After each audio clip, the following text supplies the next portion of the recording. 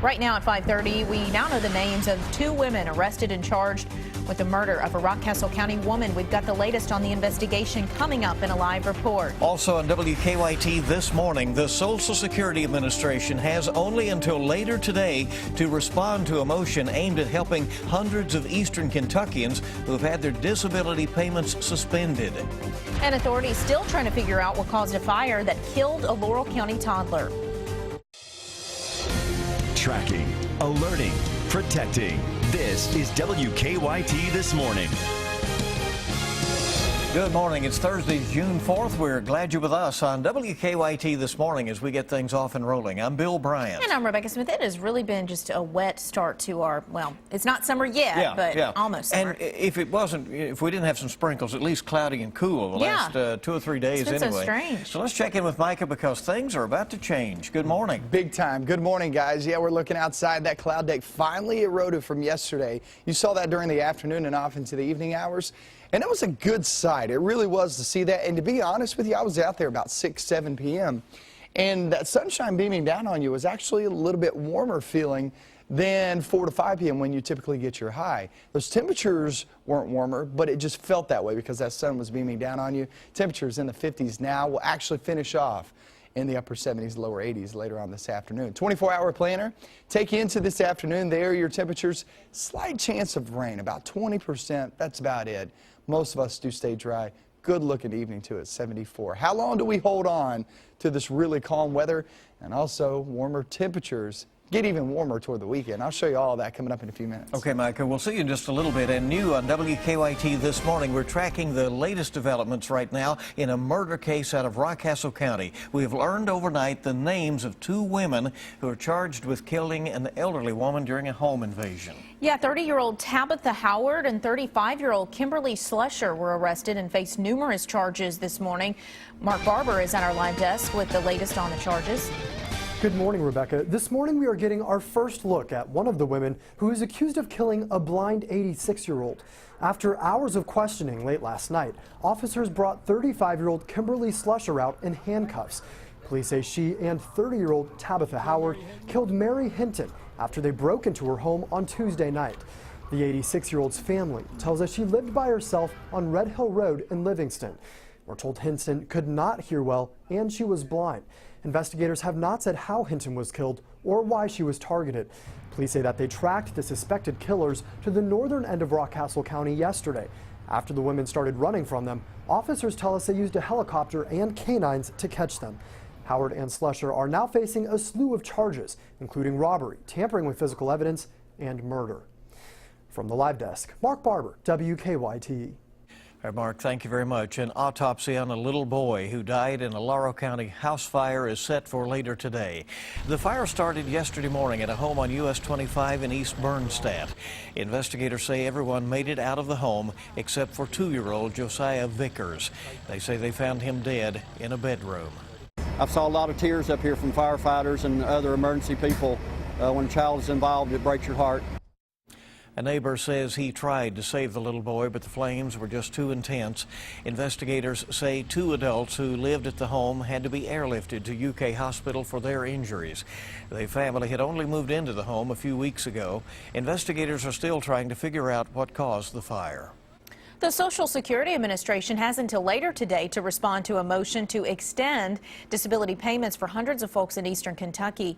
Previous clients of Floyd County lawyer Eric Kahn had those payments taken away. The government claims he used false information to secure benefits. WKYT's Hillary Thornton is live from the Social Security Administration on Winchester Road in Lexington. Hillary, how is this case set to move forward today? Good morning, Rebecca. We should hear from the Social Security Administration after a federal judge gave them a deadline of 5 o'clock this evening to respond to that motion filed on behalf of those whose benefits were suspended. Last month, hundreds of eastern Kentuckians learned their benefits were suspended while a review of their federal assistance eligibility takes place. All 900 people who received the suspension letters are former clients of Eric Kahn. a Floyd County lawyer who the government claims used false information to secure benefits. Now, Khan has denied the fraud allegations and has not been charged. He was the target of a 2013 U.S. Senate investigation. The motion filed seeks an injunction that would allow Khan's former clients to continue receiving disability payments until a government review process is complete. Attorneys representing these former clients say the Social Security Administration does not have the right to stop benefits before a hearing even takes place. They say this is putting these people who rely on these payments in a very difficult situation, especially considering they were not given any notice.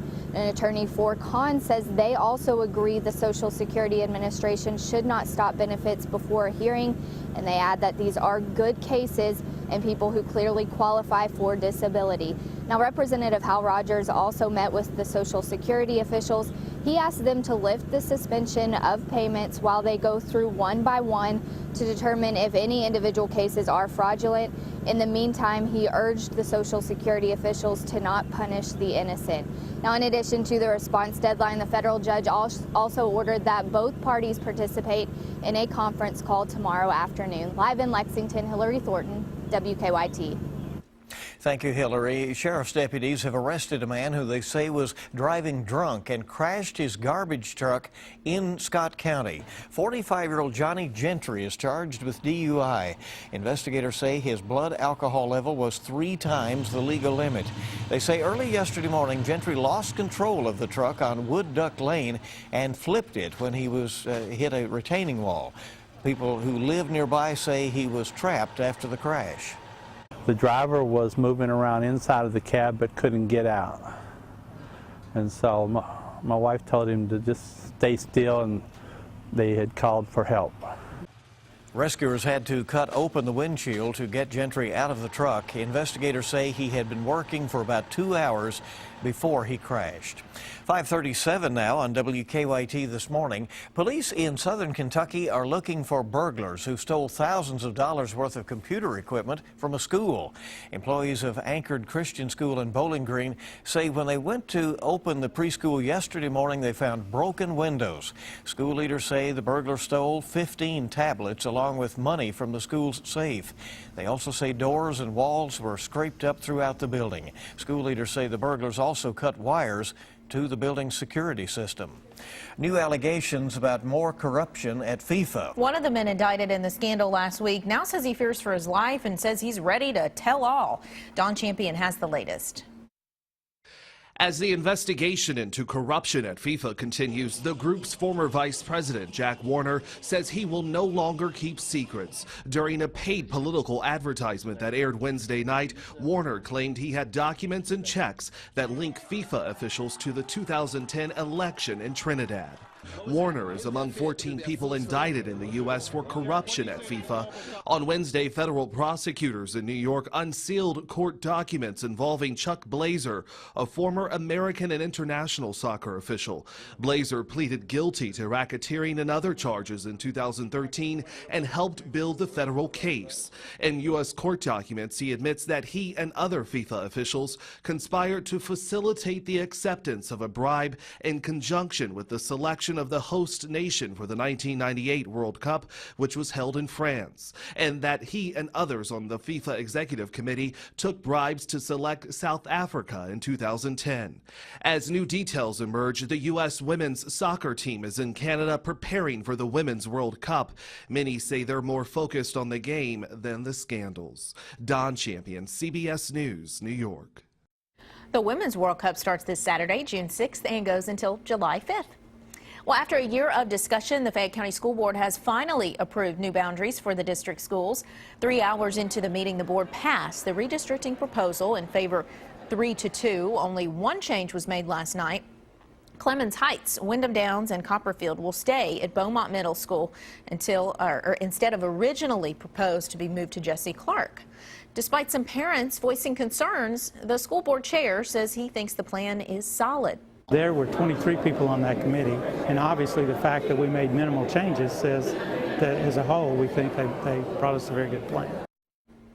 About 5,000 of the 40,000 kids in the district will be affected by redistricting. About 1,600 will move to new schools altogether. You can find links if you're interested to the maps of the school boundary zones on our website, WKYT.com. Also last night, the committee screening potential candidates for Fayette County Schools superintendent has finished its work. The committee has reviewed all of the applications for the position and sent its recommendations on to the school board. The names of those chosen for consideration have not yet been released.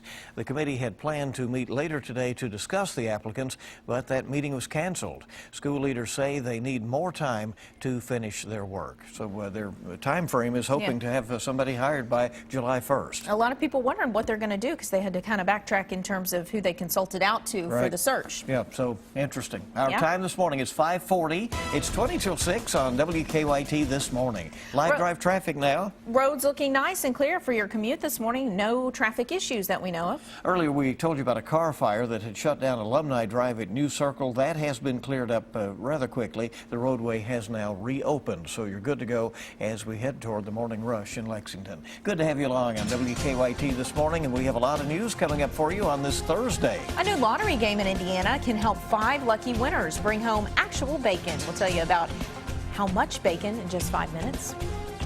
We have several events going on throughout today and off towards your weekend. More sunshine today. That's good news for you. Those temperatures are going up, and I'll have your event forecast coming up.